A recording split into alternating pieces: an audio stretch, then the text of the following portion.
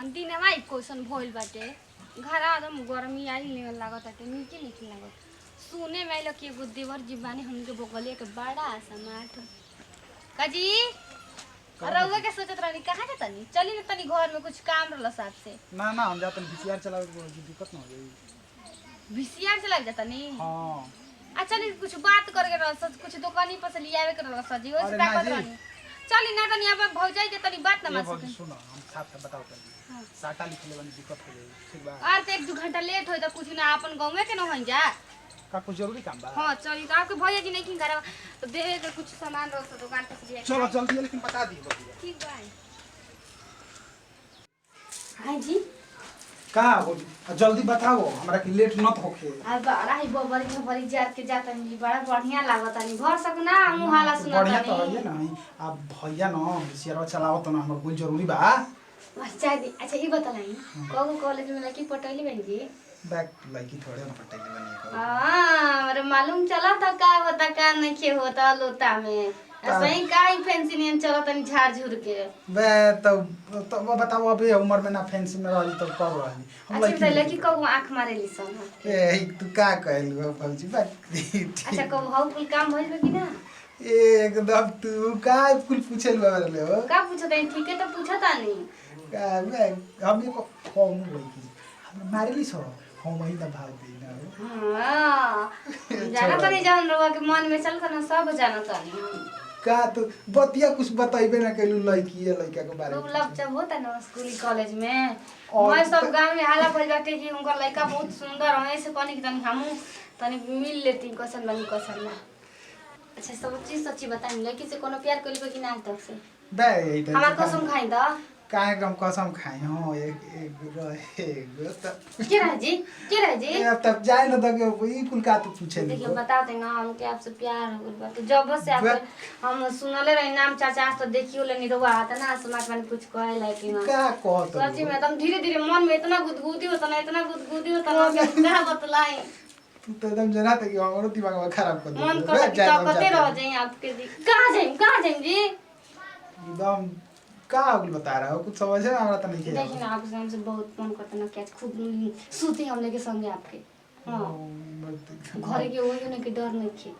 तो हम तो मानो सही एकदम करे लागो मत तू सब कोइलू ना कि एकदम हमारा कुछ कहते नहीं कि का जानता नहीं हम देखल चाहनी कि रवा के मन करता कि ना लेकिन रवा के मन करता हमरो मन करता है लेकिन अभी ना अब राती के कर तो बढ़िया रहे मन हो गइल रवा तिले हमरे बारे में सोचे हम आपके बारे में सोचम तो काहे को तू कोलू हो एकदम हमरो मन कहले कि देखल चलाएं कि रवा के मन करता कि ना हमरा से खुश बानी कि नहीं हम आपके पसंद बानी ना हम के बचल हम देखिए अबे हम ना दे लगी ना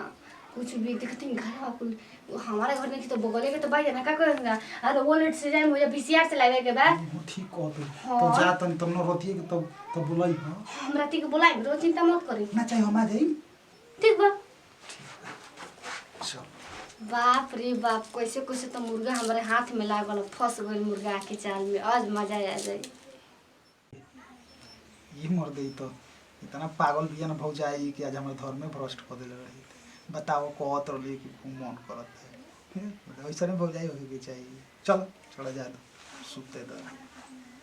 के जाता उनका के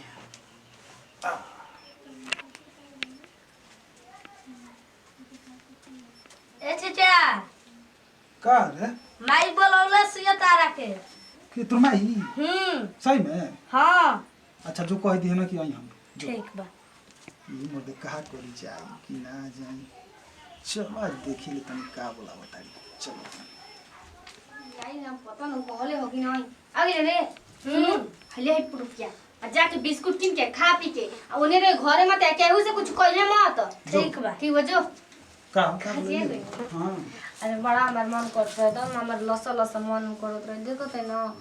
बे कुल तू का कहलू ओ एही खातिर खाली बोलाइलू का सिखाते जी का अपना दिन से कहत रहे रो के 2 दिन हो गए ना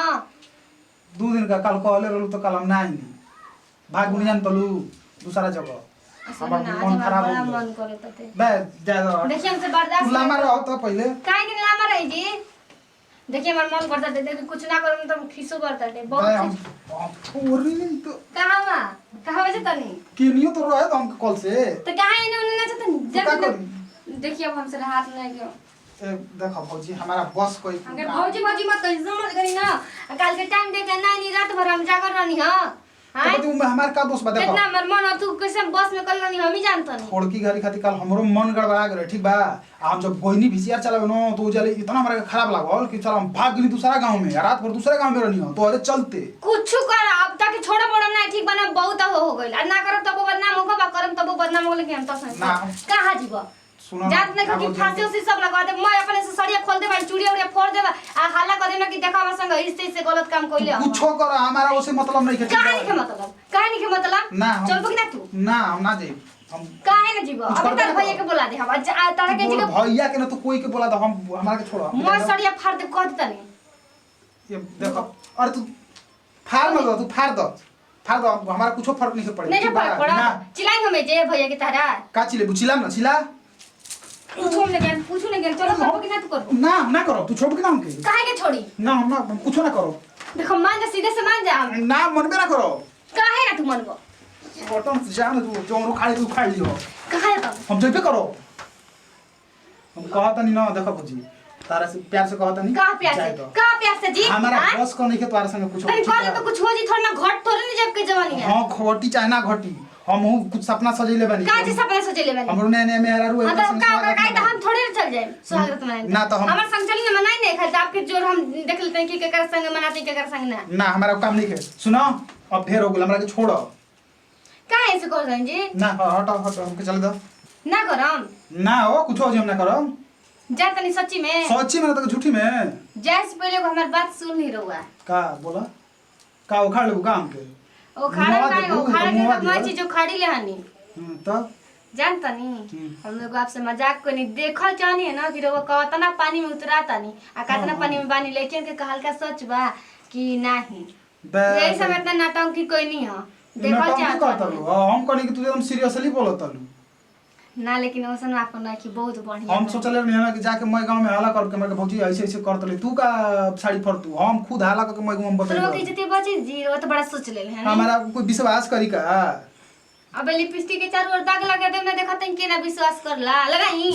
तो लगा ना तो हम जाते मैं गांव में हाला कर दे मैंने जाके हाला करबे करम ना कहती कि मत कहम जी देखिए आपके हाथ जोड़ गुस्सा भागा के परीक्षा लेनी मैं लेके टोला में के कहत रहता ना कि तार घरवा के हिस्सा न ओसन तो हम देखल चाहने लेकिन आप वैसा नहीं कि आपके पीठी के धूर ना लगा दिया तक से क्यों हमारे मुंह पकड़ धर के उनके जीभिए न चले हम जाए तो भौजी तो हमारा तारा विश्वास रहे तो जाए परीक्षा न ले तो छोड़ जाए तो अरे वो हमारे परीक्षा में नहीं बोल दा नमस्कार प्रणाम भैया हम रामलाल चौधरी नमस्कार प्रणाम हमने आज सिंह देखनी जाने दूसरा के बकाला में हम अपना देवर के इतना बड़ा इम्तिहान लेनी है और इम्तिहान में ये के सफल हो गई है ऐसे ना करे के चाहिए और सब लोग देख के शुरू में तो लागल है कि हम कोई का चाहनी लेकिन हो का गइल है यही से कहल जो दिखता है वो है नहीं जो है कभी दिखता नहीं अगर वीडियो आप लोग के अच्छा भैया लगी ई वीडियो हमने के केवल आप लोग के मनोरंजन खातिर बनेनी है दिल पर कोनो बात के मतलब जा अगर अच्छा लगी तो एकरा के दिल से लाइक करो जा आप कमेंट में जरूर बताएं कि वीडियो कैसा लागल है तो यह वीडियो के साथ दीजिए विदाई अगला वीडियो में फिर से मिलेंगे तब तक खाती जय हिंद जय भोजपुरी समाज।